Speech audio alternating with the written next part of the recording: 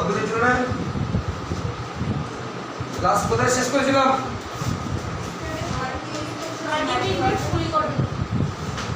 হাড়ি ইনভার্স সমীকরণ হয়ে গেছে। হ্যাঁ,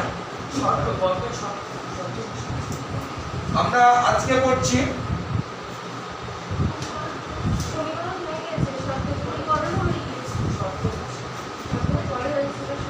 হাড়ি ইনভার্স সাম্যাবস্থার গুরুত্ব বা তাৎপর্য।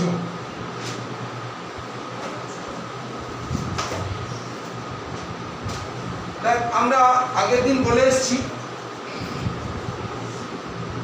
যে যখন কোনো বৃহৎ পপুলেশনের মিউটেশন কার্যকরী হবে না,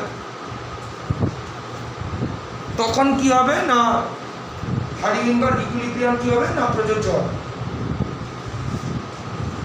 তার মানে কোনো পপুলেশনে যদি হঠাৎ করে মিউটেশন সংঘটিত হয়, তাহলে সেই মিউটেশনের কারণে হাড়ি ইনভার্স সাম্যাবস্থা কিন্তু বিঘ্নিত হবে। সেখানে কিন্তু অ্যালিল ফ্রিকোয়েন্সি আর জেনেটিক ফ্রিকোয়েন্সির ভারসাম্য কিন্তু বজায় থাকে না। তখন কি হয় না কোনো পপুলেশনের সংগঠিত কোনো মিউটেশনকে হাড়ি ইনভার্স সাম্যাবস্থা কি করে না প্রশমিত করে, নিউট্রালাইজড করে দেয়।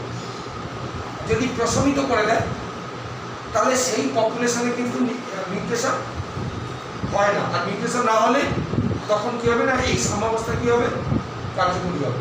তাহলে এক নম্বর গুরুত্ব আমরা বলতে পারি হাড়ি ইনভার্স সাম্যাবস্থা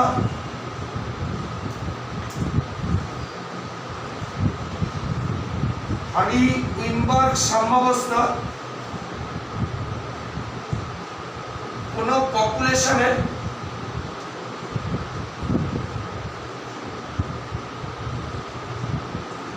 পপুলেশনের সংগঠিত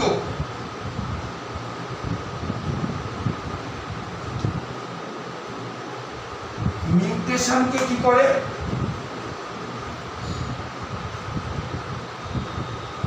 প্রশমিত করে। এটা হচ্ছে এক নম্বর পয়েন্ট। আমরা দেখ যখন হাড়ি ইনভার্স ইকুইলিব্রিয়াম পড়েছিলাম তখন আমরা তিন ধরনের জেনোটাইপ পড়েছিলাম। একটা হচ্ছে হোমোজাইগাস জেনোটাইপ এ, একটা হচ্ছে heterozygous genotype capital A small A, আরেকটা হচ্ছে প্রচ্ছন্ন homozygous genotype small A small A. Hardy ইনভার্স সাম্যাবস্থা সবসময় কোনো পপুলেশনের এই হেটেরোজাইগাস ফেনোটাইপের সাম্যাবস্থা বজায় রাখে। এদের যে সাম্যাবস্থা বজায় রাখে তা নয়, এদের তুলনা মানে হোমোজাইগাস জেনোটাইপের তুলনায় হেটেরোজাইগাস জেনোটাইপের ভারসাম্য কি থাকে না বজায় থাকে। এটা হচ্ছে হাড়ি ইনভার্স সাম্যাবস্থার আরেকটা গুরুত্ব, আরেকটা তাৎপর্য। তাহলে দু নম্বর তাৎপর্য আমরা কি বলবো? দু নম্বর তাৎপর্য আমরা বলবো হাড়ি ইনভার্স সাম্যাবস্থা কোন পপুলেশনের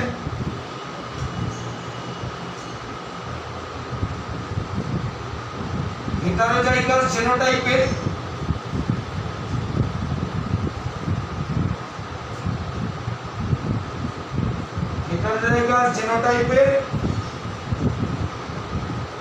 ভারসাম্য বজায় রাখে।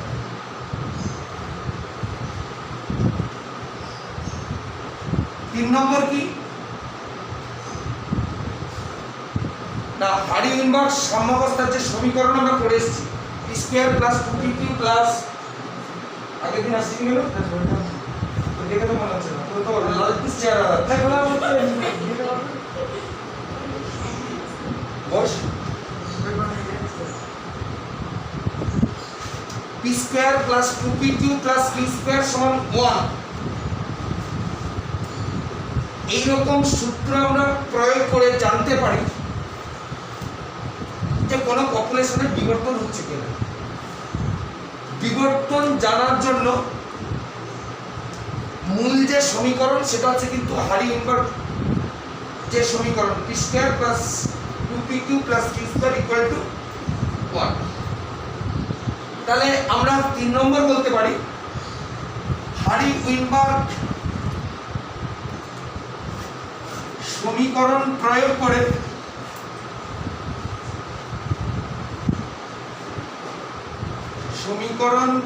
করে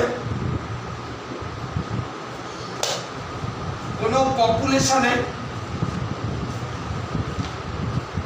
বিবর্তন সংঘটিত হয়েছে কিনা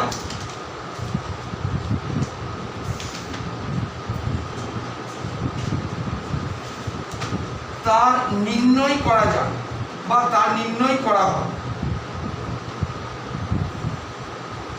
লাস্ট অফ অল এই যে সাম্যাবস্থা, এই সাম্যাবস্থায় কোনো পপুলেশন যদি থাকে তাহলে সাধারণত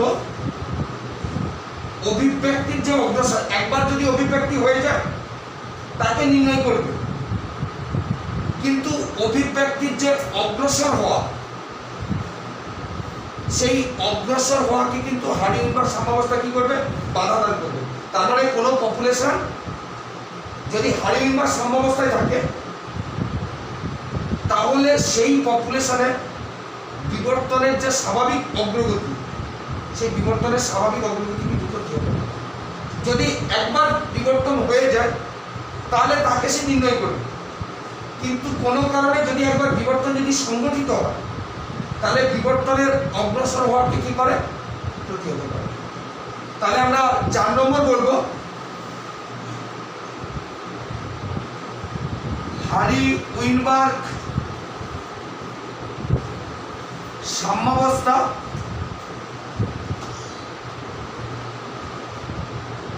পপুলেশনে সংগঠিত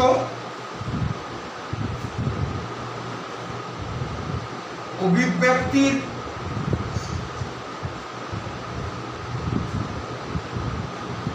স্বাভাবিক অগ্রগতিকে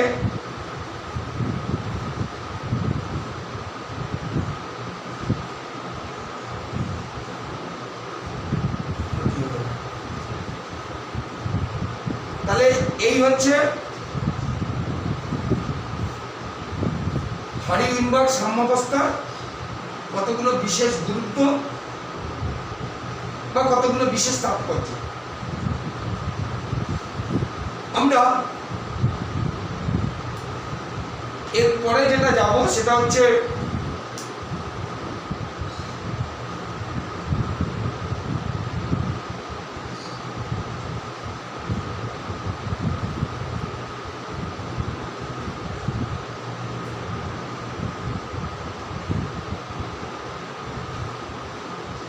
মাল্টি অ্যালিলিক সিস্টেমের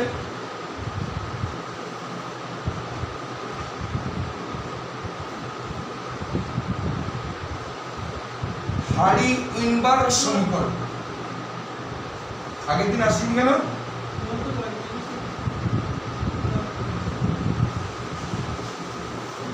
লজ্জা জিজ্ঞেস করছিস কেন? এমনি তো কয়েকদিন আসেনি, তো 8 মাস ধরে তো টিউশন বন্ধ।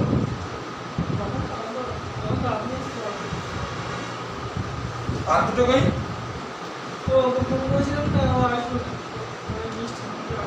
কোনটা? আরেকটা? তাহলে আমরা দ্বি অ্যালিলিক সিস্টেমের হারি-উইনবার্গ সমীকরণ আমরা আলাদা আলোচনা করেছি। দ্বি অ্যালিলিক সিস্টেম মানে যেখানে একটা জিন তার দুটো অ্যালিল ছিল, একটা হচ্ছে পি আর একটা হচ্ছে কিউ। আমরা এখানে মাল্টি অ্যালিলিক সিস্টেম, তার মানে যখন কোনো জিনে 2 এর বেশি অ্যালিল থাকবে তখন আমরা তাকে বলবো কি মাল্টি অ্যালিলিক সিস্টেম। আমরা দুটো অ্যালিল পড়ে এসেছি, পি আর কিউ। এখন আমরা পড়ছি যে যদি পি এর বেশি অ্যালিল থাকে, P Q R S, P Q R S T ইত্যাদি, তাহলে তখন হারি-উইনবার্গ সমীকরণ কেমন? তাহলে আমরা যেমন P square plus 2pq plus Q square সমান 1 করে এসেছি, আমরা আজকে পড়বো যে P plus Q plus R square বা P plus Q plus R plus A square, P plus Q plus R plus S plus D square ইত্যাদি। তাহলে প্রথমে আমাদেরকে জানতে হবে যে মাল্টি অ্যালিলিক কাকে বলে, মাল্টি অ্যালিল কাকে বলে। তাহলে মাল্টি অ্যালিল কি না, যখন কোনো জিনের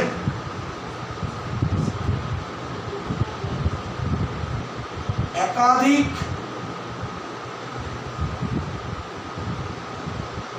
অ্যালিল বর্তমান থাকে তাকে মাল্টি অ্যালিল বলে।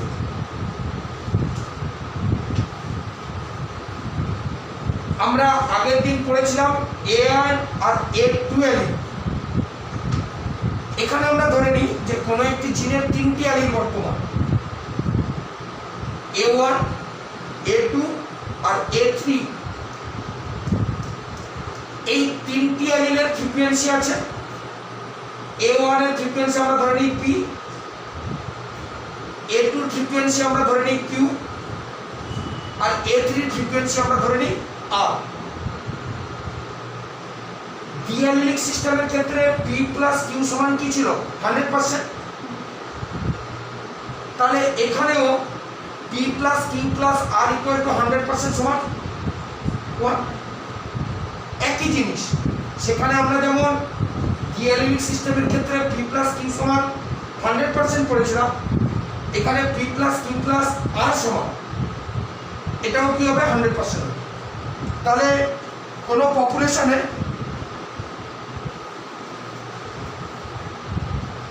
পপুলেশনে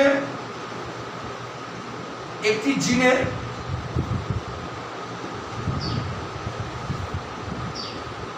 তিনটি অ্যালিল যথা A1, A2 এবং A3 বর্তমান। A1 অ্যালিলের ফ্রিকোয়েন্সি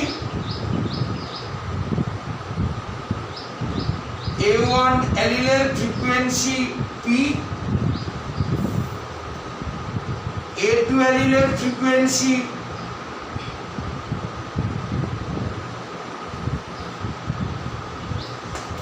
Q এবং A3 অ্যালিলের ফ্রিকোয়েন্সি R। তাহলে আমরা কি জানি যে কোনো পপুলেশনে P plus Q plus R equal to কত হবে? 100% সমান হচ্ছে। তাহলে এই পপুলেশনটা কিসে আছে? হারি-ইনভার্স সাম্যাবস্থায় আছে। এবার হারি-ইনভার্স সাম্যাবস্থায় থাকার জন্য এখানে অ্যালিলিক ফ্রিকোয়েন্সি আর জেনোটাইপিক ফ্রিকোয়েন্সির অনুপাত আমরা কি করে নির্ণয় করব?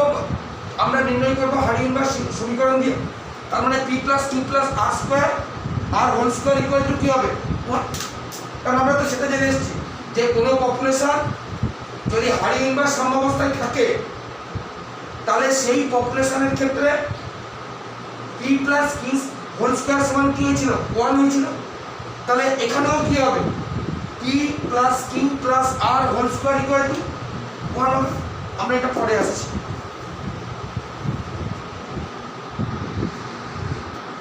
তাহলে দেখ যে আমি যে পপুলেশনের কথা বলছি সেই পপুলেশনটা কি আছে না হারি-উইনবার্গ সাম্যাবস্থায় আছে।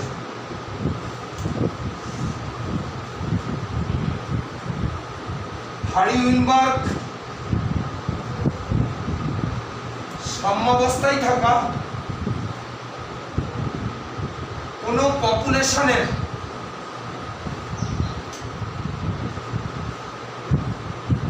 অ্যালিল ফ্রিকোয়েন্সি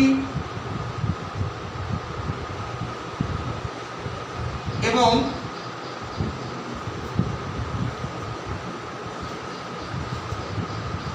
জেনোটাইপ ফ্রিকোয়েন্সি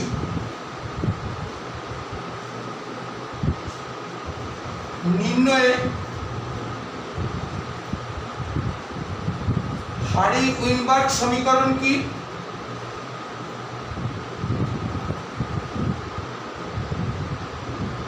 কি বলতে পারি আমরা? P plus Q plus R সমান 1,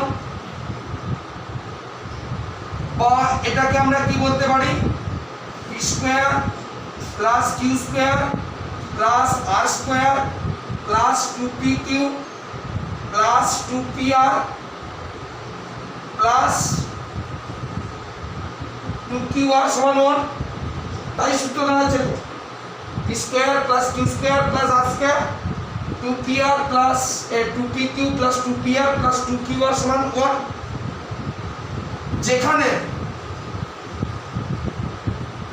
p স্কয়ার সমান কি?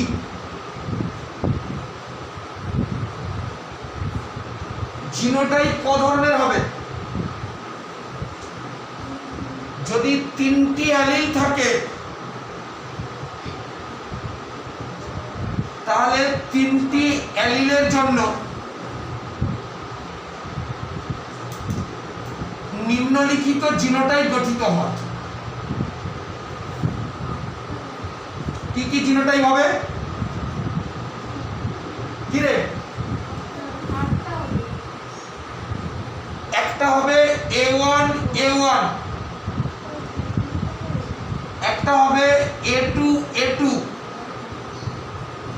A3 A3, A1 A2, A1 A3, A2 A3, এইভাবে কি হবে? বাবাকে কল করুন।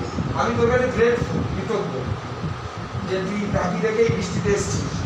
বসিরহাটের মানুষজন শিক্ষা নেওয়া উচিত এর কাছ থেকে। ওইখানে যাবে তোদের টাকি পাটির কাছে যাবে। তাহলে কি হবে না এই কয় ধরনের কি হবে না জেনোটাইপ গঠিত হবে। তাহলে দেখ পি স্কয়ার মানে কি বলবো আমরা?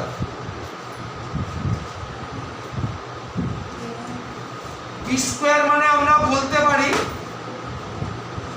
A1 A1 জেনোটাইপের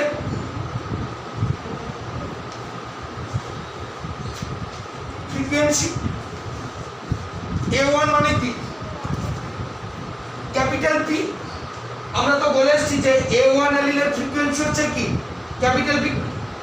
তাহলে A1 জেনোটাইপের ফ্রিকোয়েন্সি তাহলে কি হবে? P square. কিউ স্কয়ার মানে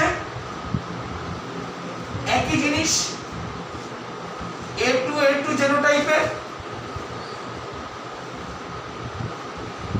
কি হবে? ফ্রিকোয়েন্সি। A3 আর স্কয়ার মানে কি হবে? A3 জেনোটাইপের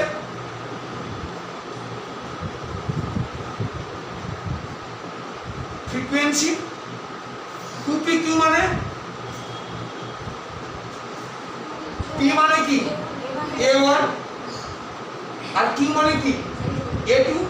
দেখ এগুলো কিন্তু সব ছিল হোমোজাইগাস জিনোটাইপের ফ্রিকোয়েন্সি। এবার কিন্তু চলে আসবে হেটেরোজাইগাস জিনোটাইপের ফ্রিকোয়েন্সি। তার মানে কি হবে? A1 A2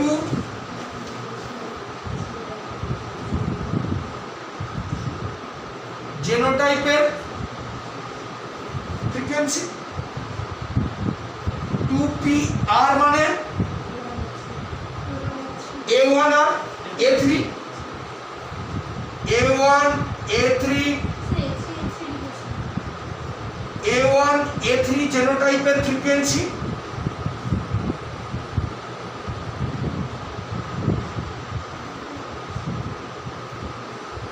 আর 2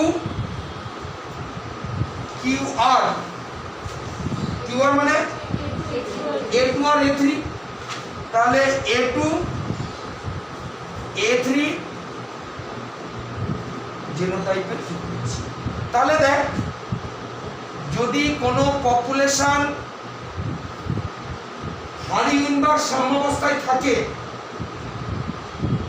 এবং সেই পপুলেশনে যদি ডিএলিলিক সিস্টেম হয়, তাহলে সেখানেও কিন্তু আমরা অ্যালিল ফ্রিকোয়েন্সি আর জেনোটাইপিক ফ্রিকোয়েন্সি আমরা কি করতে পেরেছি, নির্ণয় করতে পেরেছি। আমাদের পরীক্ষায় কতগুলো সমস্যা থাকে, এবার সমস্যাগুলোর মেন স্ট্রাকচার এরকম, আমরা মন থেকে করাচ্ছি।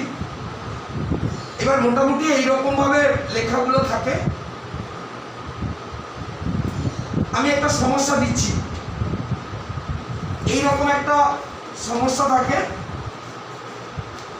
হারি উইনবার্গ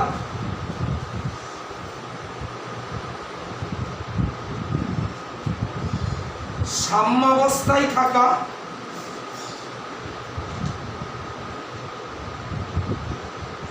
কোনো পপুলেশনে capital B capital B capital B small B এবং স্মল বি জিনোটাইপ গঠিত। তার মানে দুটো অ্যালিল, দুটো অ্যালিল, একটা হচ্ছে ক্যাপিটাল বি আর একটা হচ্ছে স্মল বি, এবং এই দুটো অ্যালিলের জন্য তিন ধরনের জিনোটাইপ গঠিত হয়েছে, capital B capital B small B, আর হচ্ছে স্মল বি। পপুলেশনে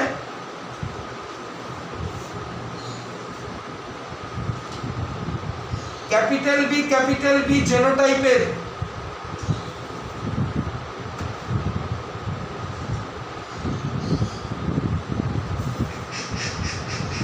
ফ্রিকোয়েন্সি হলো, এটা ধরে নেই, এই সংখ্যাটা আমাদেরকে দেবে 0.60। এবার কত হবে, কি দেবে অঙ্ক, সেটা পরীক্ষক যাবে। আমি জাস্ট এরকম একটা বললাম, ক্যাপিটাল বি স্মল বি এই জেনোটাইপের ফ্রিকোয়েন্সি হচ্ছে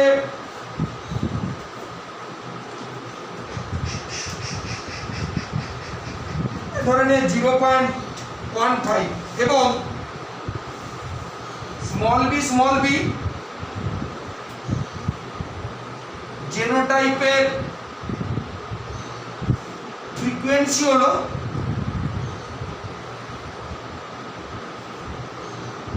এটার থেকে একটু বেশি হবে 0.20। এই তিনটে জেনোটাইপের ফ্রিকোয়েন্সি আমাকে দিয়ে দিয়েছে, দিয়ে আমাকে বলবে যে পপুলেশনে বি ক্যাপিটাল বি এবং স্মল বি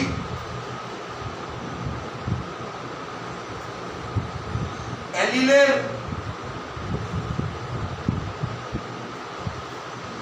ফ্রিকোয়েন্সি কত।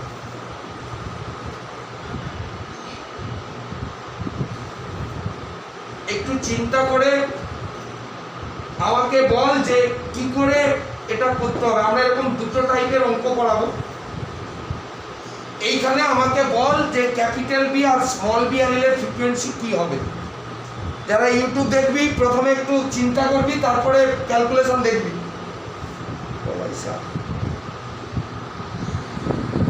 আমরা তাহলে এবার বি অ্যালিলের ফ্রিকোয়েন্সি নির্ণয় করব।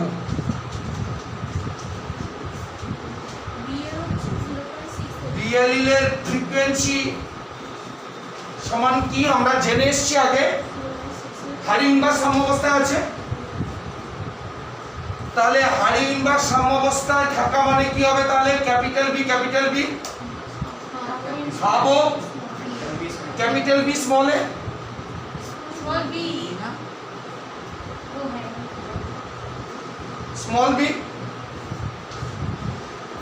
তাহলে ক্যাপিটাল বি কত দেওয়া হয়েছে ওখানে প্রশ্নতে? 0.60 প্লাস হাফ অফ, এটা কত দেওয়া আছে? 0.15 0.68 তাহলে এটা উত্তর কত গিয়ে দাঁড়াচ্ছে? 0.68। কারণ এই সূত্র কিন্তু আমরা আগে জেনে এসেছি যখন আমরা হারিউইনবার্গ সাম্যাবস্থা করেছিলাম। একই রকম ভাবে বি অ্যালিলের ফ্রিকোয়েন্সি কত হবে?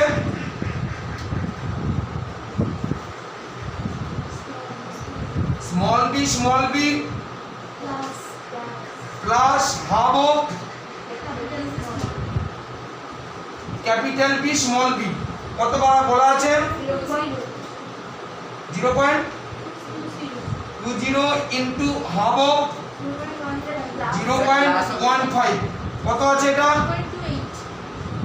আমার উত্তর কিন্তু ঠিক হয়েছে, কারণ আমরা বলে এসেছিলাম ডি অ্যালিলিক সিস্টেমে B plus B equal to 100%,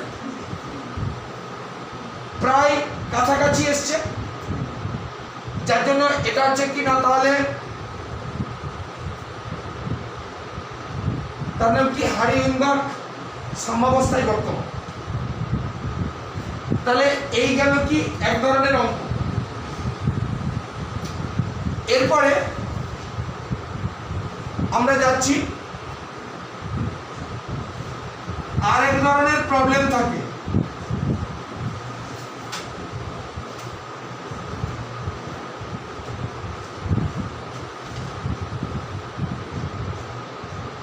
order 16 6 হাতে 1 6 96 ঠিকই আছে, কারণ তো স্ট্যাক তো 100% কখনোই মেলানো যাবে না, হয় না। এইবার আমাদের আরেকটা সমস্যা থাকে, যদৃচ্ছভাবে প্রজননকারী, প্রথমেই বলে দেওয়া হয়েছে কিন্তু যদৃচ্ছভাবে প্রজননকারী মানে সেটা অবশ্যই হারিউইনবার্গ সাম্যাবস্থায় থাকা পপুলেশন। কারণ হারিউইনবার্গ সাম্যাবস্থায় থাকা কোনো পপুলেশনে অন্তর্গত সদস্যরা কি করবে না, যদৃচ্ছভাবে প্রজনন কার্য করবে। এটা হচ্ছে হারিউইনবার্গ সাম্যাবস্থায় থাকা কোনো পপুলেশনের একটা গুরুত্বপূর্ণ বৈশিষ্ট্য। যদৃচ্ছভাবে প্রজননকারী ড্রসোফিলা হচ্ছে একটা মাছি, আমরা জানি। ড্রসোফিলার পপুলেশনের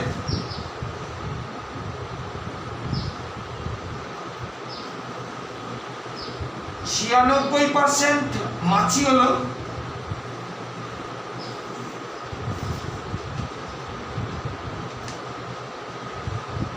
বাদামি বর্ণের গাত্র বর্ণযুক্ত, তার মানে এদের কালার হচ্ছে বাদামি বর্ণের, এবং এটা হচ্ছে বাদামি বর্ণের ড্রসোফিলা হচ্ছে প্রকট বৈশিষ্ট্য সম্পন্ন, এবং 4% ড্রসোফিলা মাছি হলো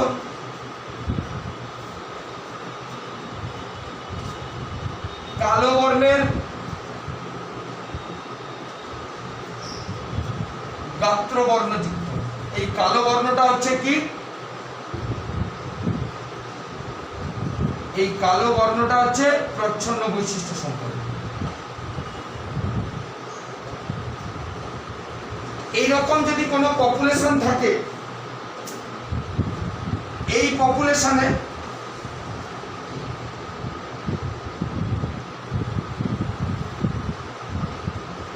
ক্রোকোডাইল এবং প্রচ্ছন্ন অ্যালিলের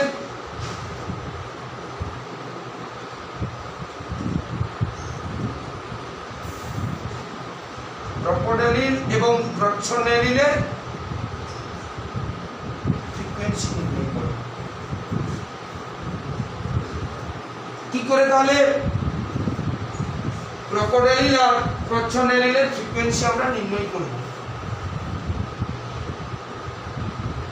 অবশ্যই এই পপুলেশন কিন্তু হারিংবার্গ ইকুইলিব্রিয়ামে আছে। তার কারণ কি না, এখানে এই সাম্যাবস্থায় যে সমস্ত ড্রসোফিলা আছে তারা সবাই কিন্তু যদৃচ্ছভাবে প্রজনন করছে। তাহলে এই পপুলেশনে ড্রসোফিলার যে দেহবর্ণ সৃষ্টিকারী ক্রোকোডাইল, যে কিনা বাদামি বর্ণের ত্বক তৈরি করেছিল, দেহের বর্ণ তৈরি করেছিল, আর প্রচ্ছন্নেরিল যে কিনা কালো বর্ণের দেহের বর্ণ তৈরি করেছিল, তাহলে তাদের ফ্রিকোয়েন্সি কত হবে?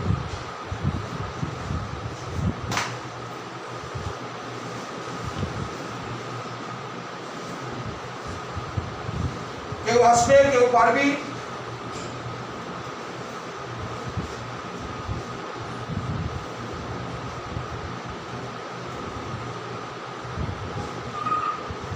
হবে না কারুর? আগেরটা যেমন clear, P plus Q সমান যেমন 100%, হ্যাঁ, P plus Q সমান 100%। হ্যাঁ ছিল, সে তো এখানটায় এটা equals to 100% equals to P plus Q করে ওটা মান তা কি করে মান বের করব? না। তাহলে আমি Q মান কি করে বের করব বা P এর মান কি করে বের করব? P plus Q সমান 100% আমরা জানি, কিন্তু এখানে তো P আর Q দুটো মান তো চেয়েছে। P এর মান কত হবে, Q এর মান কত হবে? দেখ, এই রকম যদি কোনো সমস্যা থাকে, ধরি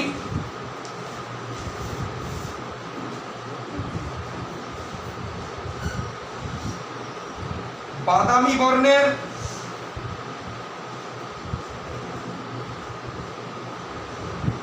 দেহবর্ণ সৃষ্টিকারী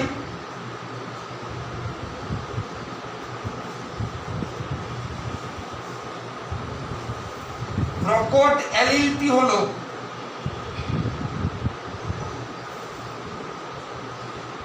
P, আর কালো বর্ণের পরে তুলবি অনিকেত, কালো বর্ণের দেহবর্ণ সৃষ্টিকারী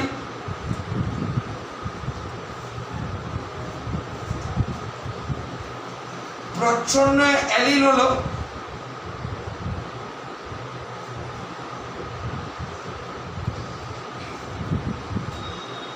Q, তাই তো? প্রদত্ত প্রশ্ন অনুযায়ী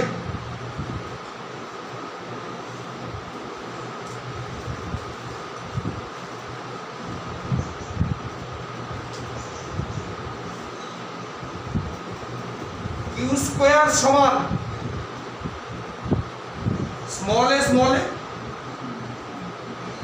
পড়েছি তো, স্মল এ সমান কত?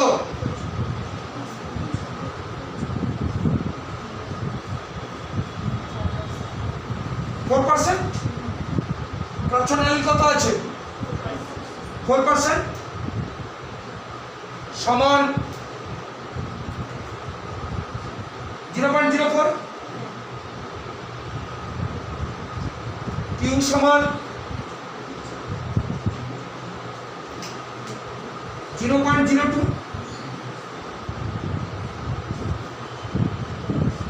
P plus Q সমান 1, P plus Q whole square সমান 1, তাহলে P plus Q সমান কি হবে? 1। Sir Q square equal to 0.04 হয়, Q ইকুয়াল টু কি করে 0.02 হয়? হ্যাঁ, 0.02 কি করে হয়? তা কত হবে উত্তর? 0.02 কে যদি 2 দিয়ে গুণ করেন তাহলে 0.04 হবে। তো স্কয়ার আছে তো, Q স্কয়ার সমান যদি 0.04 হয় তাহলে Q ইকুয়াল টু কত হবে? Q ইকুয়াল টু তো 0.02 তো, তার মানে 0.2, আচ্ছা 0.2 যাই হোক, ভুল হয়েছে। তাহলে 0.2 তাহলে P প্লাস Q সমান কি হবে 1, P ইকুয়াল টু কি হবে 1 মাইনাস Q, 1 মাইনাস 0.2 সমান পয়েন্ট কত হবে কত রে 0.8 এসছে 1 এসছে। এবার এটা যদি তুই যদি পি স্কয়ার সমান 96% করিস তাহলে 0.96 পি বের করাবি, একই উত্তর আসবে কিন্তু। তাহলে ক্রোকোডাইলের ফ্রিকোয়েন্সি কত? অতএব ক্রোকোডাইলের ফ্রিকোয়েন্সি কত হবে পি,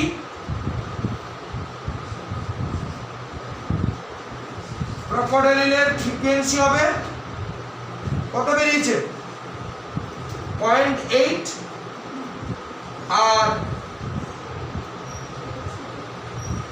ক্রোকোডাইলের ফ্রিকোয়েন্সি সমান 0.2।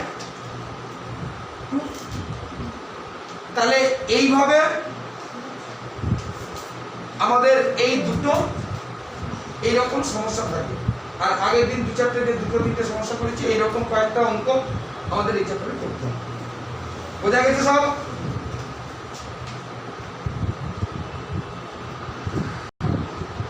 আমরা এবার এই চ্যাপ্টারের আলাদা যে জিনিসটা যাচ্ছি সেটা হচ্ছে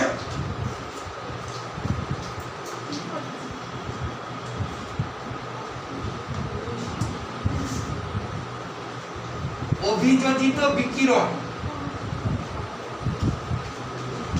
বা একে আমরা বলি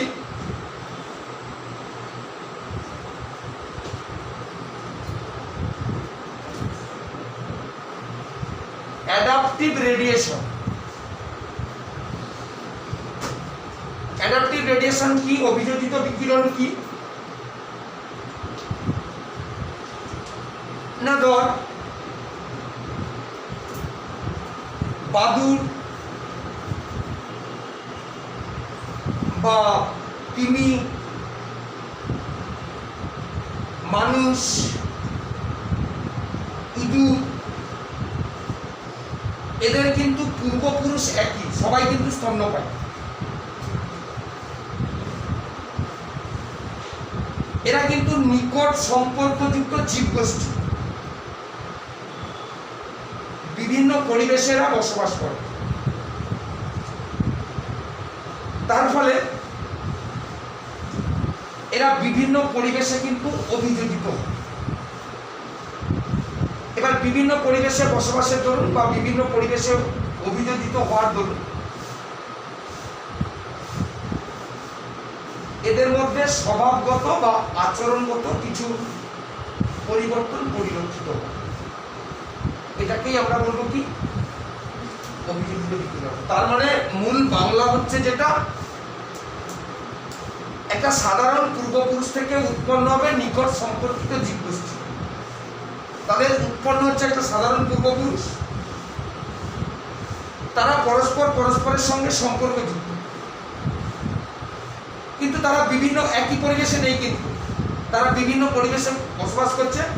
আর পরিবর্তিত পরিবেশে অভিযোজিত হওয়ার জন্য স্বাভাবিকভাবে তাদের মধ্যে আচরণগত বা স্বভাবগত বৈশিষ্ট্য কি ঘটছে, পরিবর্তন ঘটছে। তিনি এক ধরনের অভিযোজন করছে, বাদুড় আরেক ধরনের অভিযোজন করছে, ইঁদুর আরেক ধরনের অভিযোজন করছে।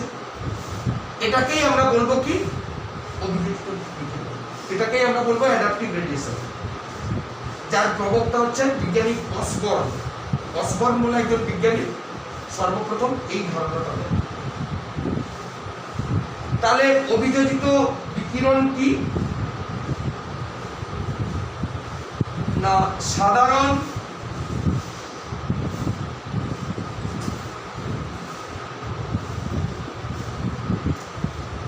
পূর্বপুরুষ থেকে উৎপন্ন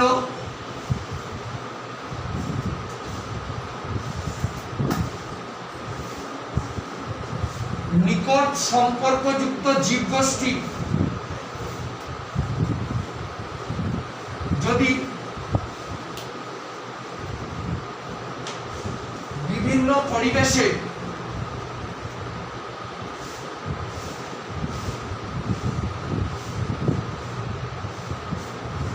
বসবাস করে বা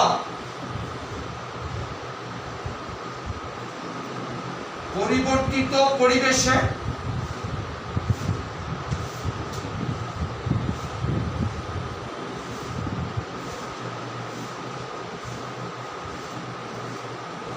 অভিযোজনের দরুন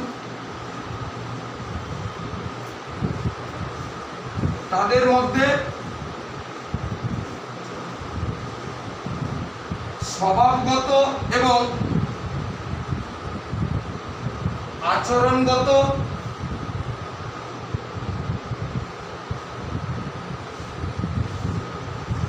বৈশিষ্ট্যের পরিবর্তন দেখা যায়।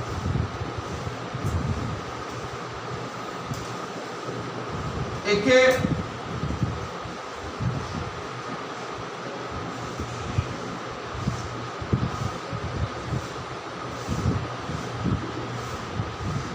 অভিযোজিত বিকিরণ বলে।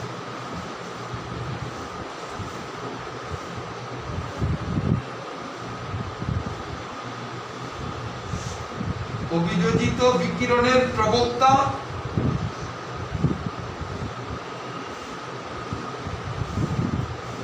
বিজ্ঞানী অসবর্ন।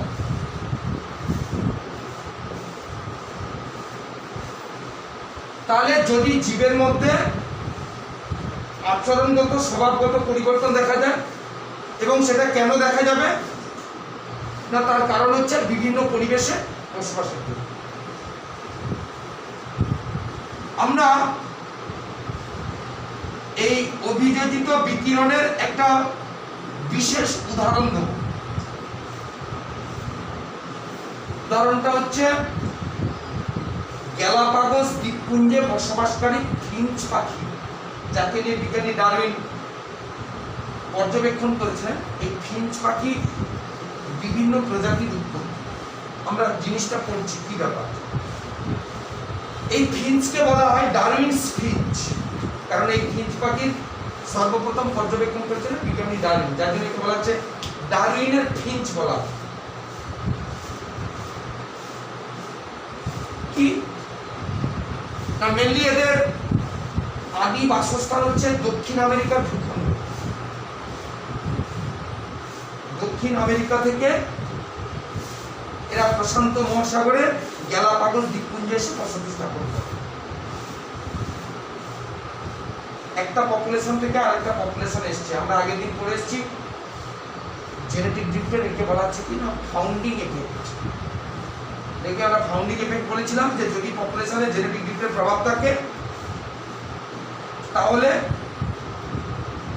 কয়েকটি প্রজাতি বা একটি প্রজাতি মূল ভূখণ্ড থেকে, মূল পপুলেশন থেকে বিচ্ছিন্ন হয়ে একটু দূরে কি করে নতুন করে পপুলেশন গড়ে তোলে।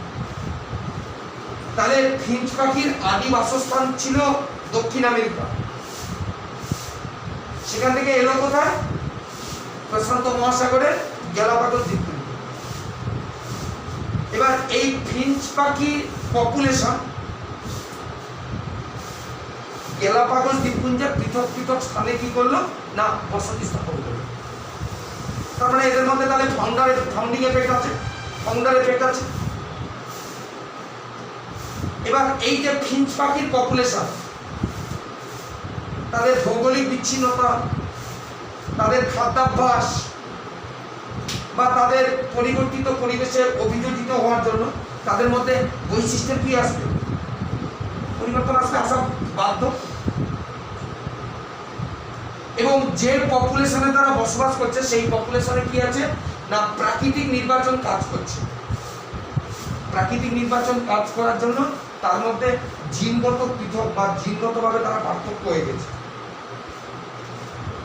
এবার এই জিনগতভাবে পার্থক্য পপুলেশনের ফিঞ্চ পাখি, তারা যদি সবাই কিন্তু ফিঞ্চ পাখি, তারা যদি পাশাপাশি আসে তাহলে তাদের মধ্যে কিন্তু যৌন কার্য ব্যাহত হবে, যৌন জনন করবে।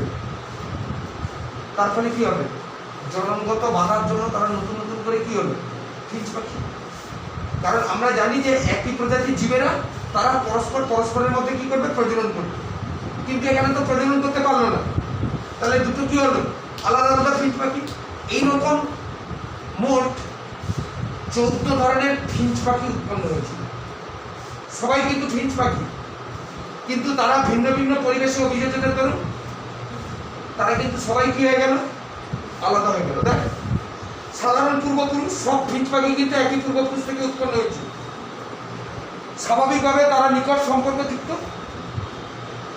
আলাদা আলাদা পরিবেশে বসবাস করেছে, যার জন্য তাদের মধ্যে কি হয়েছে বৈশিষ্ট্যের পার্থক্য হয়েছে।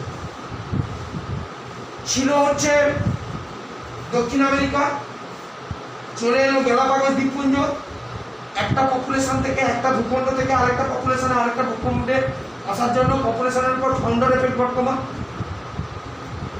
এবার গ্যালাপাগোস দ্বীপপুঞ্জে এসে এই ফিঞ্চ পাখির পপুলেশন পৃথক পৃথক বাসস্থানে কি করলো বসবাস করলো, তাদের মধ্যে ভৌগোলিক বিচ্ছিন্নতা, তাদের মধ্যে খাদ্যাভ্যাস, তাদের মধ্যে আচরণগত অভিযোজন ইত্যাদির জন্য তারা কি হলো ভিন্ন ভিন্ন বৈশিষ্ট্য সম্পন্ন হলো, তাদের মধ্যে জিনগত পার্থক্য দেখা গেল। এই জিনগত পার্থক্য দেখার জন্য ফিঞ্চ পাখি যদি পাশাপাশিও আসে তাদের মধ্যে কিন্তু কোনো যৌন জনন কার্য হয় না। এইভাবে তাদের দেহের আকার আয়তন, তাদের খাদ্যাভ্যাস, তাদের ঠোঁটের আকৃতি ইত্যাদির উপর ভিত্তি করে মোট 14 ধরনের ফিঞ্চ পাখি উৎপত্তি হবে, যেটা অভিযোজিত বিকিরণের একটা প্রতিষ্ঠ উদাহরণ। আমি এই উদাহরণটা মুখে বলে দিচ্ছি, তাড়াতাড়ি সংখ্যাটা তুলে নে, উদাহরণটা কি বলছি।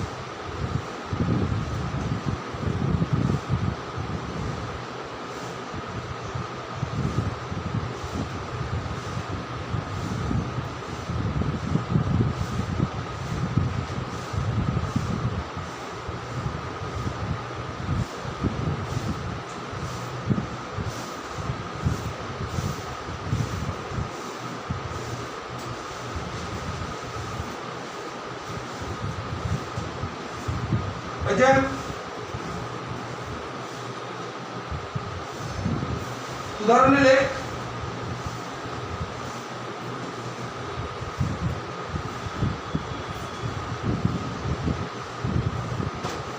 অভিযোজিত বিকিরণের প্রকৃষ্ট উদাহরণ হলো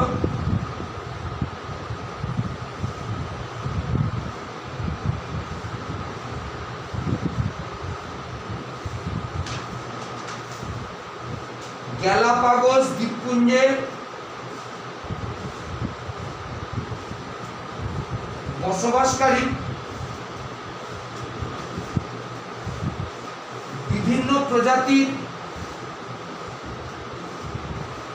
ফিঞ্চ পাখির উৎপত্তি।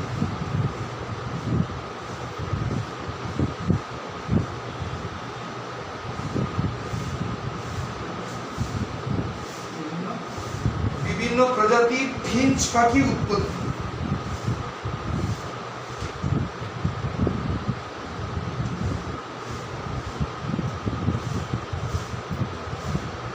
বিজ্ঞানী ডারউইন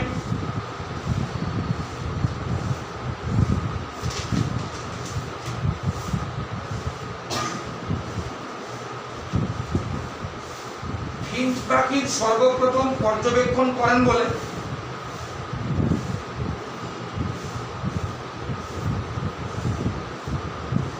একে Darwin's DARWIN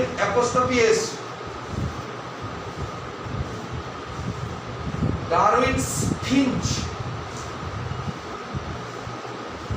FINCH Darwin's Finch বলে।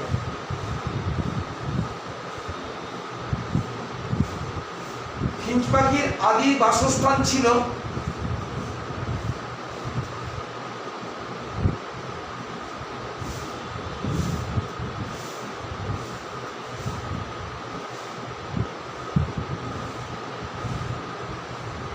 দক্ষিণ আমেরিকার ভূখণ্ড।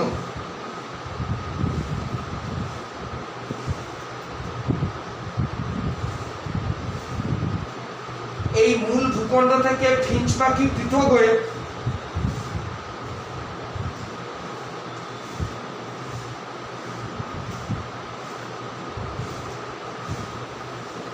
প্রশান্ত মহাসাগরে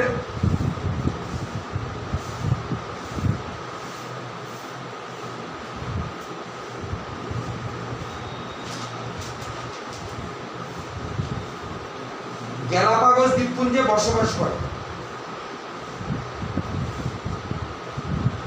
এবং এক্ষেত্রে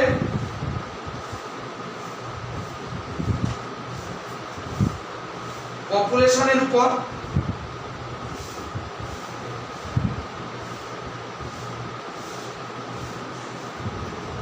ফাউন্ডার এফেক্ট বর্তমান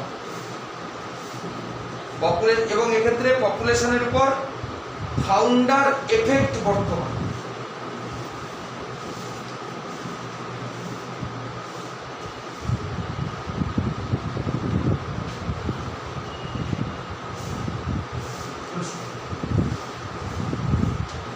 ফিঞ্চ পাখি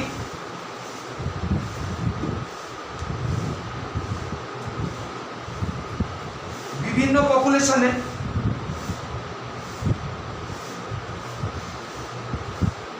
পৃথক পৃথক স্থানে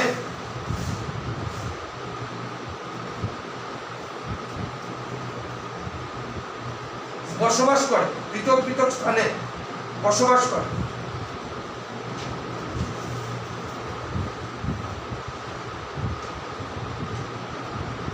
ফিঞ্চ পাখির পপুলেশনে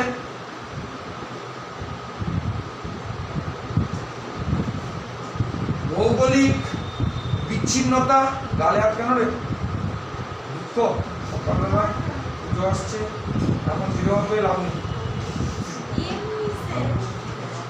ভৌগোলিক বিচ্ছিন্নতা তোদের তো সব কেউ মেসেজ করছে সেরকম গালে হাত সেম।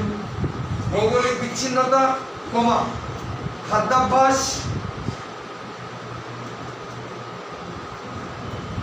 এবং পরিবর্তিত পরিবেশে অভিযোজনের দরুন তাদের মধ্যে পরিবর্তিত পরিবেশে অভিযোজনের দরুন তাদের মধ্যে বৈশিষ্ট্যগত পার্থক্য পরিলক্ষিত হয়।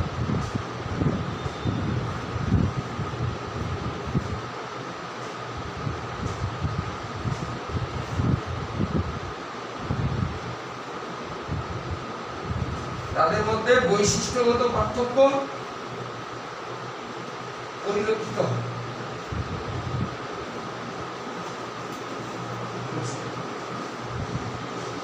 পপুলেশনে প্রাকৃতিক নির্বাচন ক্রিয়াশীল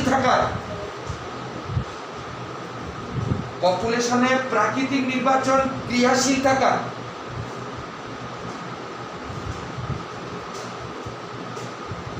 তারা জিনগতভাবে পৃথক হয়।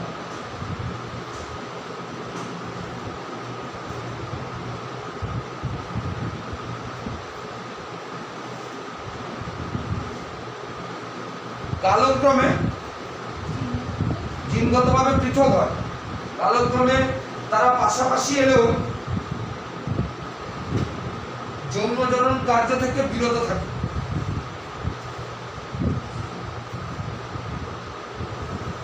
যৌন জনন কার্যে বিরত থাকে।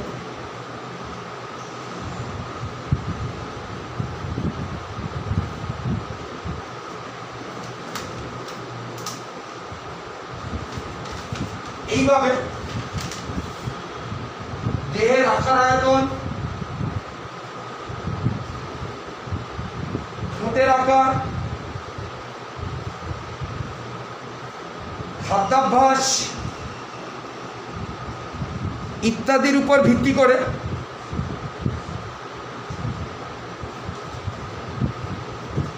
ফিঞ্চ পাখির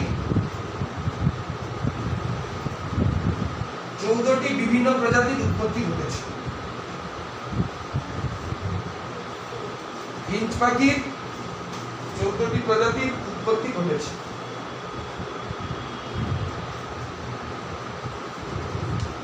আচ্ছা, আমরা এই চ্যাপ্টারের লাস্ট টপিক চলে আসছি, ইভলিউশন ম্যান, মানুষের বিবর্তন। আমরা এখানে এই যে অধম বসে আছি, সব এই অধমগুলোর উৎপত্তি কোথা থেকে হয়েছে? আমরা মানুষের বিবর্তন করতে গিয়ে সর্বপ্রথম একটা বইয়ের কথা বলবো, যে বইটার নাম হচ্ছে বিজ্ঞানী হাক্সলের ম্যানস প্লেস ইন নেচার, প্রকৃতিতে মানুষের অবস্থান কোথায়, এবং এর প্রতি ইনফ্লুয়েন্স হয়ে পরবর্তীকালে বিজ্ঞানী ডারউইন একটা বই পাবলিশ করেন। বইটার নাম হচ্ছে দ্য ডিসেন্ট অফ ম্যান।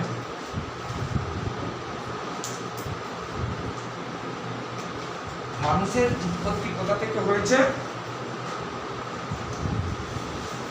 এইটা জানার জন্য এই দুটো বই হচ্ছে গুরুত্বপূর্ণ।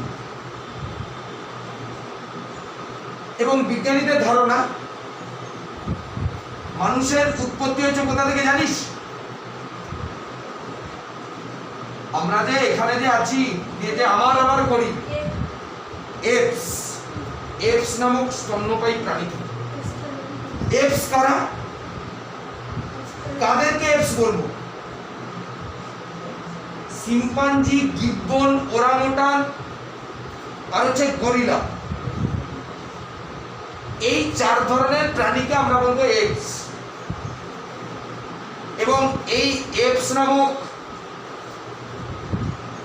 স্তন্যপায়ী প্রাণী থেকে মানুষের কি হয়েছে না উৎপত্তি হয়েছে। মানুষের সঙ্গে এপসের বৈশিষ্ট্যের অনেক অনেক ম্যাক্সিমাম সাদৃশ্য, না হলে তো উৎপত্তি হবে না। কিন্তু এত সাদৃশ্য থাকা সত্ত্বেও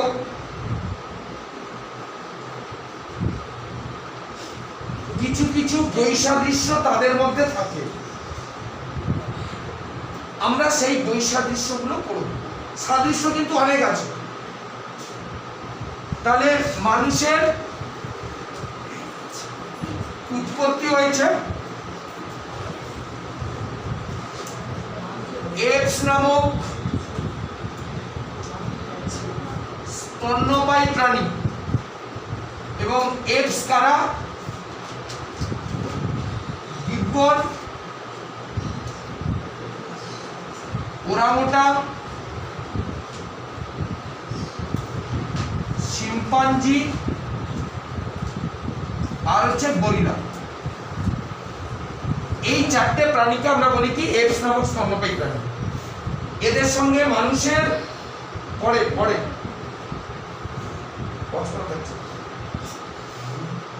মানুষের অনেক সাদৃশ্য আছে, অনেক। ওই ওরাংওটানের সবই একই রকম দেখতে পায়,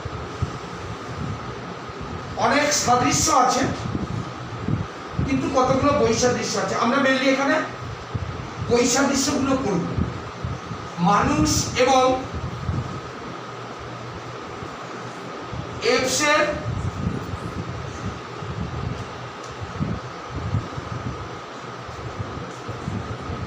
বৈসাদৃশ্যের কথা বলি। 1 নম্বর,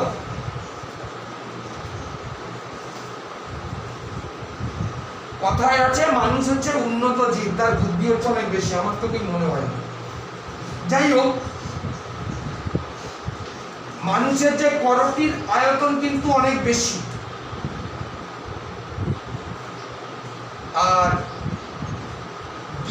গিব্বন বলছি, এপসের করটির আয়তন কিন্তু অনেক কম। মানুষের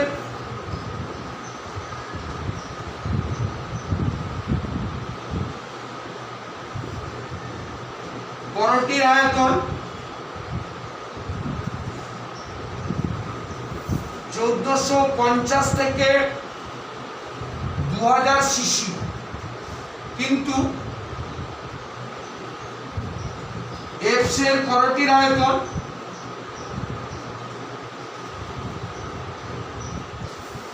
অনেক কম,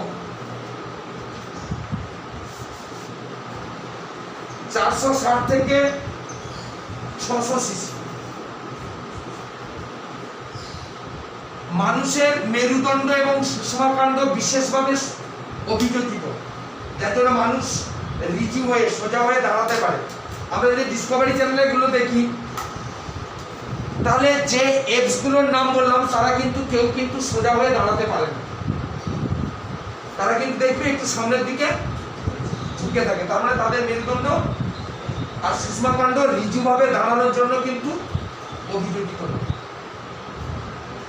তাহলে মানুষের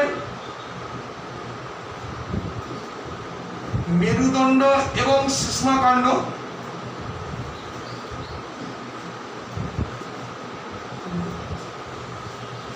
বিশেষভাবে অভিযোজিত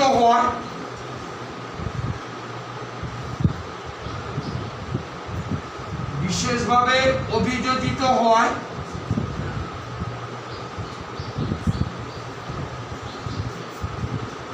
সোজা হয়ে দাঁড়াতে পারে,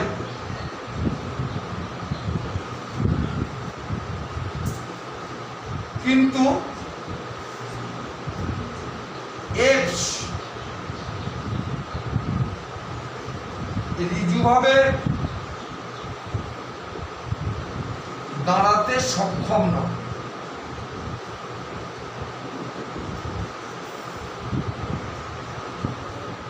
মানুষের বিপদ গমন দেখা যায়। এক্সের অগ্রপথ হাত মানুষের অগ্রপথ থেকে কিন্তু অনেক বড়, যার জন্য এক্সের কিন্তু বিপদ গমন দেখা যায় না।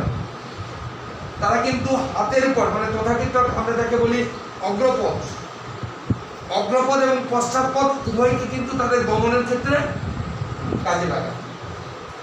তাহলে 3 নম্বর আমরা বলবো কি, মানুষ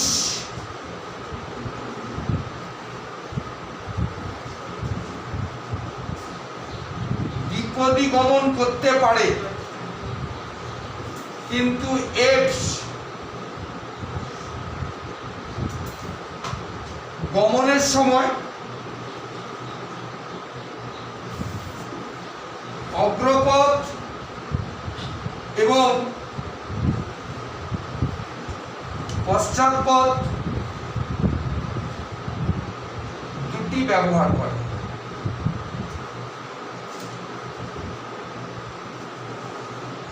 দুটি করে অগ্রপথ এবং পশ্চাৎপথ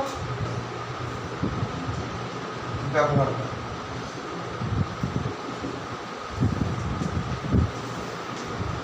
মানুষের মুখমণ্ডল আর এপসের মুখমণ্ডলের মধ্যে একটু পার্থক্য আছে। মানুষের মুখমণ্ডলকে বলা হয় অর্থোগন্যাথাস প্রকৃতি, তার মানে মুখমণ্ডল অনুভূমিক ভাবে আছে। আর প্রত্যেকটা এপস দেখবি মুখমণ্ডল সামনের দিকে প্রবর্ধিত, একটু বের করানো আছে না, একটু সামনের দিকে একটু বের করানো। আমাদের যেমন পুরোটা অনুভূমিক, ওদের একটু সামনের দিকে প্রবর্ধিত। মাস্ক পরতে মনে হচ্ছে যে এই সামনের দিকে প্রবর্ধিত বলে এটাকে বলা হচ্ছে প্রোগন্যাথাস, আর অনুভূমিক থাকে বলে এটাকে বলা হয় অর্থোগন্যাথাস। তাহলে আমরা কি বলবো না, মানুষের ফেস সেখান থেকে এসছে ফেসিয়াল,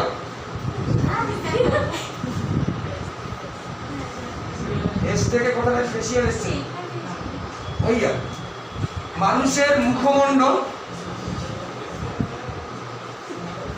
মানুষের মুখমণ্ডল অর্থোগন্যাথাস। অর্থোগন্যাথাস মানে কি বললাম, অর্থাৎ অনুভূমিক, অর্থাৎ মুখমণ্ডল অনুভূমিক ভাবে থাকে, কিন্তু এপসের মুখমণ্ডল প্রোগনাথাস অর্থাৎ মুখমণ্ডল সামনের দিকে প্রলম্বিত।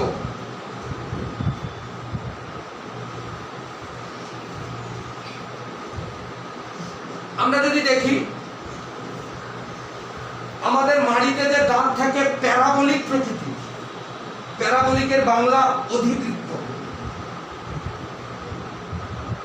কিন্তু এপসে যদি থাকে তাহলে সেটা হচ্ছে কিন্তু অনেকটা ইউ আকৃতি, দেখবি ইউ ইউ অনেকটা ইউ শেপড।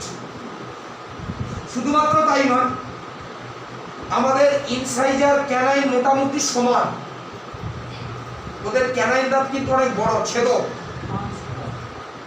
ছেদক দাঁতটা অনেক বড় এবং প্রলম্বিত, দেখি সামনের দিকে অনেক সময় বের করা থাকে। তাহলে আমরা কি বললাম না, মানুষের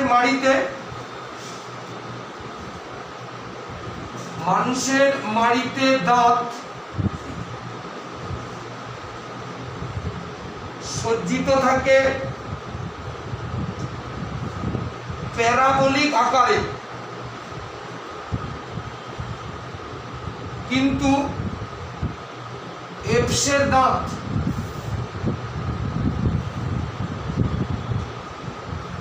ইউ আকারে সজ্জিত থাকে। আমরা আর কয়েকটা পয়েন্ট আছে, সেই পয়েন্টগুলো পরে বলছি।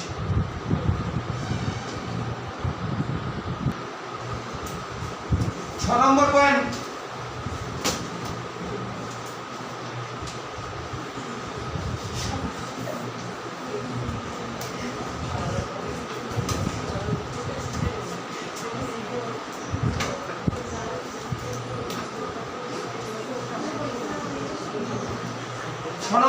কি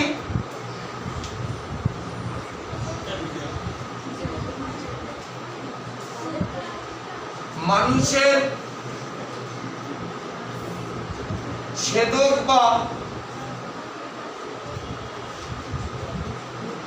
ক্যানাইন দাঁত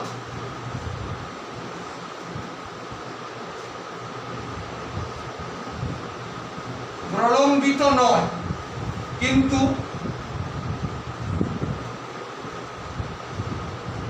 এপসের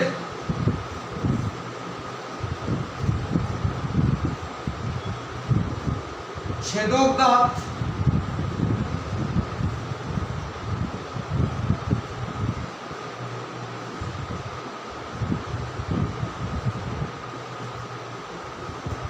সাত।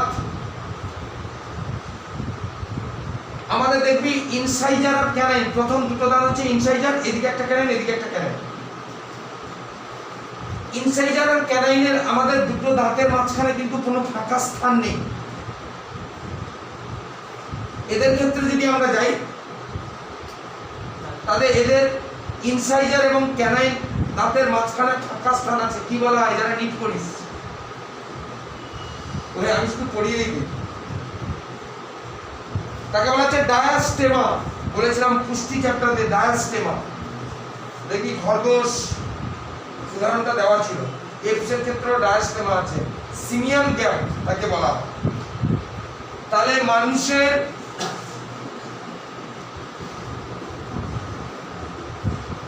ডায়াস্টেমা নেই, মানুষের ডায়াস্টেমা অনুপস্থিত, কিন্তু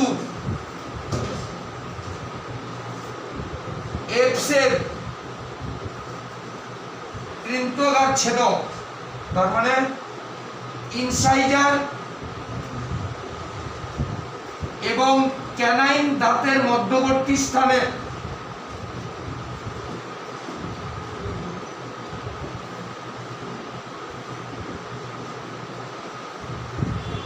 সিমিয়ান গ্যাপ উপস্থিত।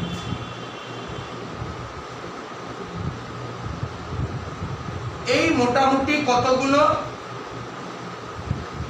বৈশিষ্ট্য আমরা দেখলাম। ফাঁকা স্থান। আমরা এবার মানুষের উৎপত্তি হয়েছে কোথা থেকে সেটা পড়ব।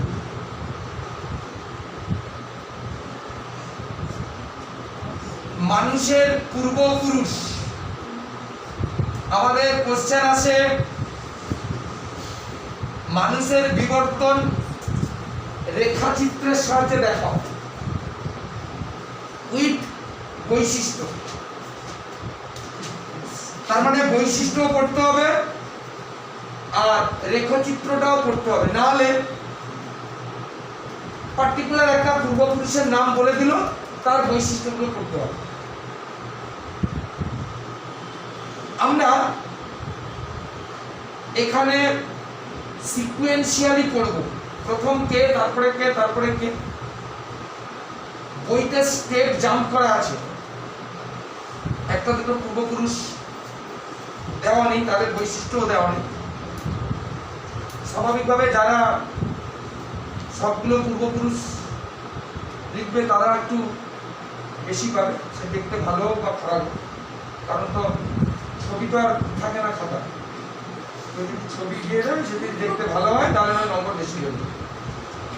যার জন্য আর যেগুলো দেবে না সে কিন্তু নাম্বার কম পাবে, সে দেখতে ঐশ্বর্যের মতো হবে। যাই হোক, যার জন্য আমি যেগুলো পড়াবো সেই রকম ভাবে করব। মানুষের আদিতম পূর্বপুরুষ প্রত্যেকটাই কিন্তু জীবাশ্ম নির্ভর বৈশিষ্ট্য। একমাত্র যেটা জীবিত সেটা হচ্ছে অধম, হোমো স্যাপিয়েন্স স্যাপিয়েন্স। আর না হলে প্রত্যেকে কিন্তু জীবাশ্ম। আমি যা এখানে বলবো সবই কিন্তু জীবাশ্ম বেসড। এরও কিন্তু জীবাশ্ম পাওয়া গেছে, একেবারে যদি একেবারে অ্যানসেস্টার বলা হয়, একেবারে আদিম পূর্বপুরুষ যদি বলা হয়, তাহলে সেই আদিম পূর্বপুরুষের নাম সব বিজ্ঞানসম্মত নাম ইংরেজিতে লিখবি। এটা হচ্ছে কি না, ড্রায়োপিথেকাস।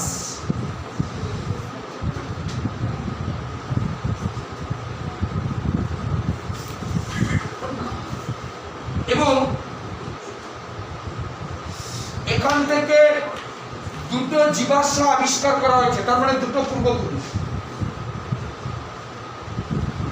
আফ্রিকা থেকে একটা পাওয়া গেছে, আর একটা ভারতবর্ষের শিবালিক পাহাড় থেকে পাওয়া গেছে। একটার নাম হচ্ছে র্যামাপিথেকাস, একটার নাম হচ্ছে র্যামাপিথেকাস,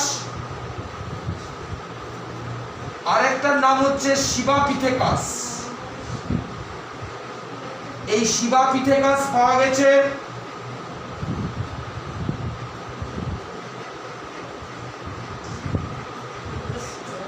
আফ্রিকা মহাদেশ থেকে। কিন্তু বললে হবে না, শিবা বললে শিবালি। আফ্রিকা মহাদেশ থেকে পাওয়া গেছে। আর এটা হচ্ছে নিচের চোয়ালের জীবাশ্ম। আমরা কিন্তু বলেছি সবই কিন্তু জীবাশ্ম বেসড। নিচের চোয়ালের জীবাশ্ম পাওয়া গেছে, সেটা হচ্ছে ভারতের শিবালিক পাহাড়। আমরা যদি আদি মানুষের পূর্বপুরুষের কথা বলি তাহলে হচ্ছে ড্রায়োপিথেকাস, সেখান থেকে র্যামাপিথেকাস, আর হচ্ছে শিবাপিথেকাস। এরপরে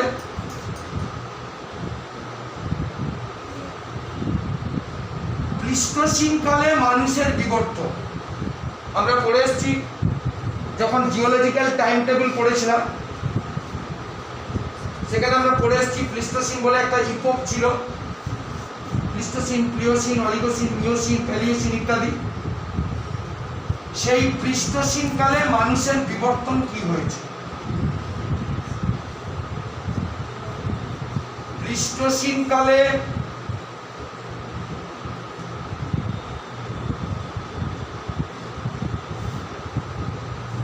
সর্বপ্রথম বিজ্ঞানী রেমন্ড ডার্ন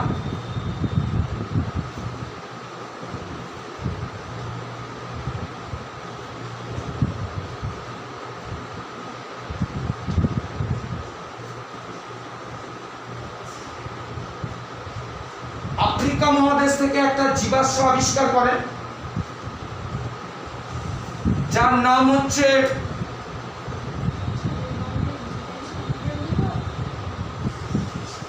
অস্ট্রালোপিথেকাস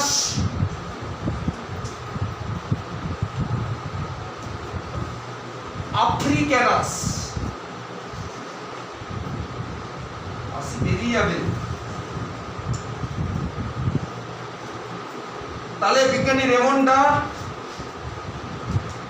আফ্রিকা মহাদেশ থেকে যে জীবাশ্ম আবিষ্কার করলেন তার নাম হচ্ছে অস্ট্রালোপিথেকাস আফ্রিকানাস। এর বৈশিষ্ট্য কি?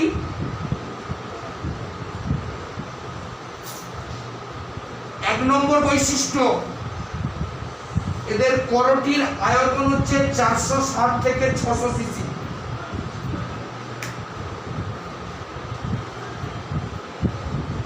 চোয়ালে দাঁত উপবৃত্তাকারে সাজানো। সিমিয়ান গ্যাপ অনুপস্থিত। মুখমণ্ডলে চিবুক অবর্তমান। আমাদের যেমন চিবুক আছে, এদের কিন্তু চিবুক নেই। এই চারটে বৈশিষ্ট্য এদের বর্তমান। তাহলে প্রথমে কি করলাম? এক নম্বরে আমরা বললাম করটির আয়তন কত থেকে 600 সিসি। চোয়ালে অর্ধবৃত্তাকারে বা উপবৃত্তাকারে দাঁত সজ্জিত ছিল। 3 নম্বর বললাম কি? ডায়াস্টেমা, সিমিয়ান গ্যাপ অনুপস্থিত। মুখমণ্ডলে চিবুক অনুপস্থিত। এই বৈশিষ্ট্যগুলো হচ্ছে প্লিস্টোসিন কালে প্রথম যে জীবাশ্ম আবির্ভাব হয়েছে অস্ট্রালোপিথেকাস আফ্রিকানাস, তার এই বৈশিষ্ট্য। এবার এখান থেকে যে জীবাশ্মের যে মানুষের উৎপত্তি হয়েছে সেটা আমরা দেখবো। তাহলে ফার্স্ট পূর্বপুরুষ, তারপরে পূর্বপুরুষ, তারপরে পূর্বপুরুষ। এবার এখান থেকে যে মানুষের উৎপত্তি হয়েছে সেটা আমরা পড়ব।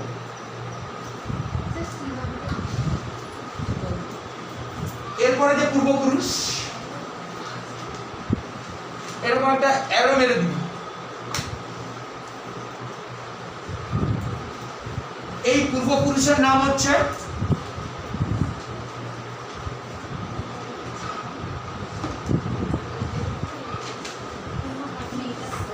Homo habilis. হোমো হ্যাবিলিসের তাহলে উৎপত্তি হয়েছে কোথা থেকে? অস্ট্রালোপিথেকাস আফ্রিকানাস থেকে। এদের বৈশিষ্ট্য কি?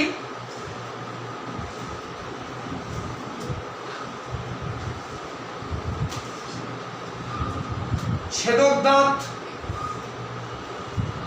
ছোট, এখানেও কিন্তু এখন প্রলম্বিত হয়নি। আর 2 নম্বর হচ্ছে সব পাস্টেজ।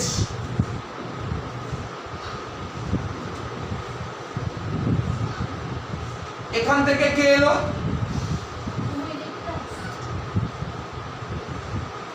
এরপরে যেটা এসছে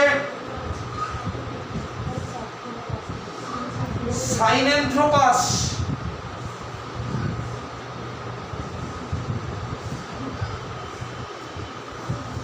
পেকিনেনসিস।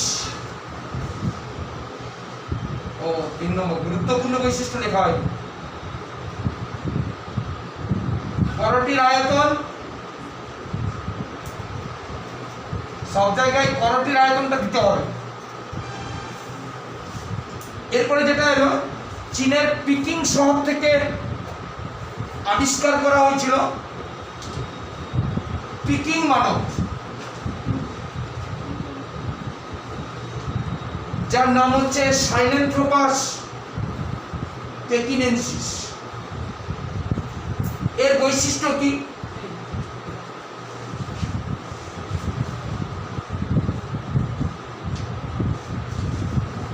করটির আয়তন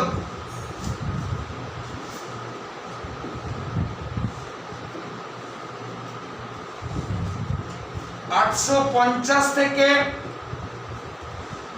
1200 সিসি।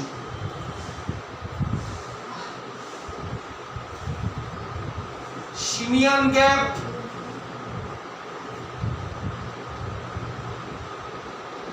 উপস্থিত,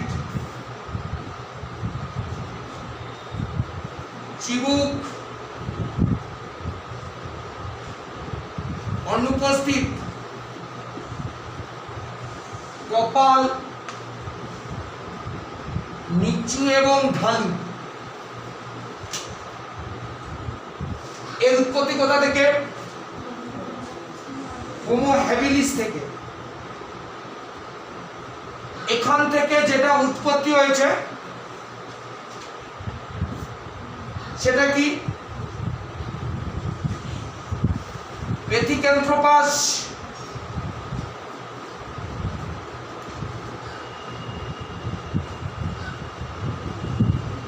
ইরেক্টাস। কোন কোন বইতে লেখা আছে এটা হচ্ছে হোমো ইরেক্টাস, তবে আমরা এখানে পেথিক্যান্থ্রোপাস ইরেক্টাস বলবো। সোলো নদীর ধারে জাভা প্রদেশে বিজ্ঞানী ইউজিন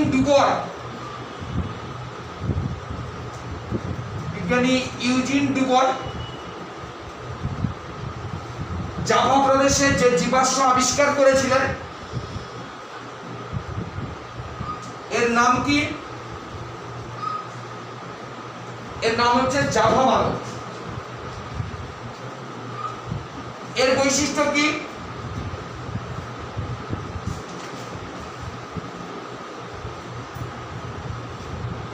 এর বৈশিষ্ট্য হচ্ছে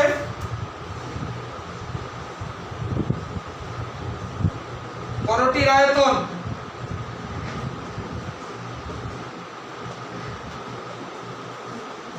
940 সিসি, এখানে একটু কমে গেছে।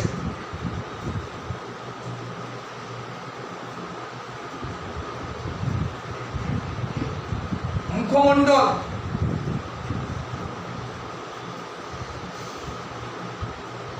প্রোগন্যাথাস প্রকৃতির।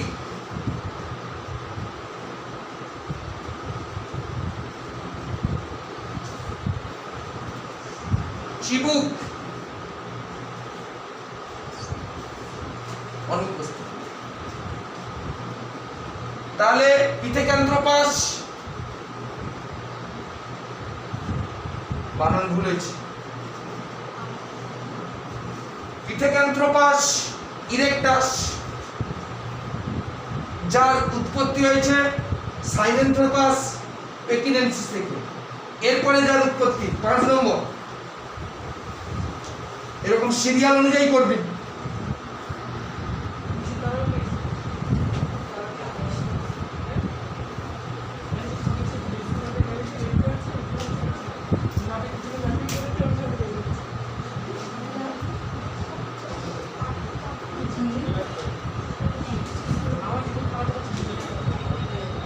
পাঁচ নম্বর হচ্ছে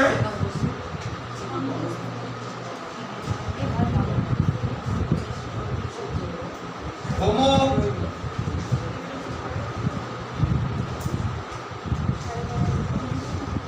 হাইডেলবার্গেনসিস।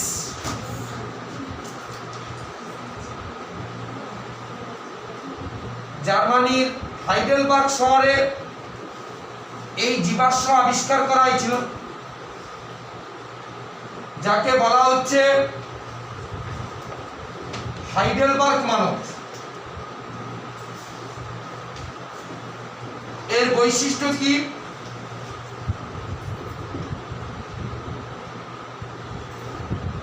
করটির আয়তন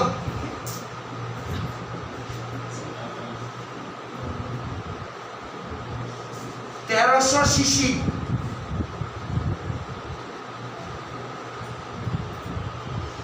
এই আগেরটাতে সিমিয়ান গ্যাপ উপস্থিত করেছিল, তার আগে সিনিয়র যা উপস্থিত। এখানে কি হবে? সিমিয়ান গ্যাপ উপস্থিত। এটা তো 3 নম্বর হচ্ছে মুখমণ্ডলে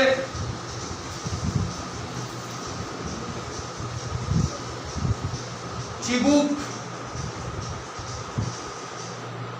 অনুপস্থিত। হাইডেলবার্গ মানব থেকে কে এসছে?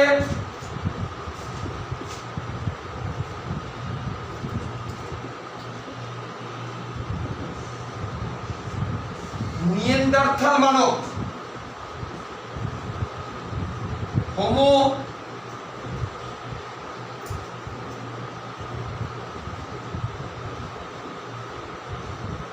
নিয়েন্ডারথালেন্সিস।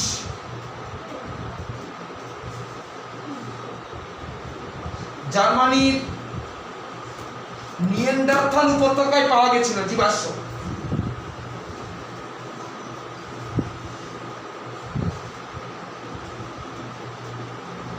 করটির আয়তন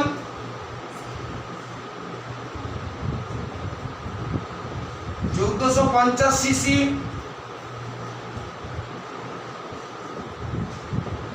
মুখমণ্ডলে চোয়াল অনুপস্থিত। এরপরে আধুনিক মানুষের যে ইমিডিয়েট পূর্বপুরুষ, যেখান থেকে মানুষের উৎপত্তি হয়েছিল, এটাকেই বলা হয় হোমো স্যাপিয়েন্স নিয়েন্ডারথালেন্সিস। যেখান থেকে মানুষের উৎপত্তি হয়েছিল, মানুষের ইমিডিয়েট পূর্বপুরুষ যেটা, তার নাম হচ্ছে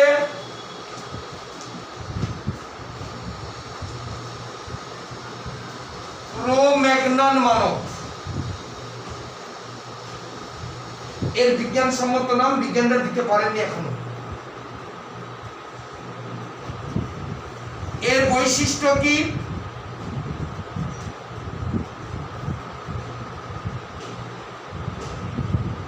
করটির আয়তন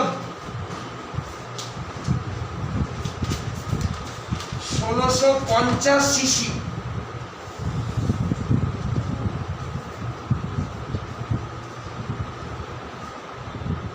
সিমিয়ান গ্যাপ অনুপস্থিত।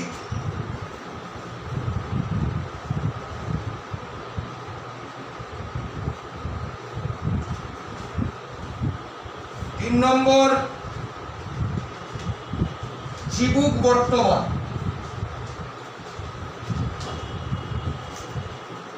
এইখান থেকে যে মানুষের উৎপত্তি হয়েছে তার নাম কি? হোমো আধুনিক মানব, হোমো স্যাপিয়েন্স স্যাপিয়েন্স। আধুনিক মানব। এদের করটির আয়তন কত? করটির আয়তন হচ্ছে 1800 সিসি। সিমিয়ান গ্যাপ অনুপস্থিত। চোয়াল বর্তমান। চোয়াল না, চিবুক। মানুষের যদি আমরা বিবর্তন দেখি, এইভাবে কি হয়েছে না, মানুষের বিবর্তন সম্ভব হয়েছে। অর্থাৎ আধুনিক মানুষ এতগুলো ধাপের মাধ্যমে উৎপন্ন হয়েছে। আমাদের এই চ্যাপ্টার শেষ, তার মানে ইউনিট 2 পুরো শেষ হয়ে গেল। দুটো পরীক্ষা বাকি। পরের মঙ্গলবার হবে আণবিক ভিত্তি, আর মিড অফ দ্য অক্টোবর তখন হবে বিবর্তন আর বিবর্তনের কৌশল। আফটার পুজো পরীক্ষা হবে রোগ স্বাস্থ্য, পরের দিন যেটা আরম্ভ করবে।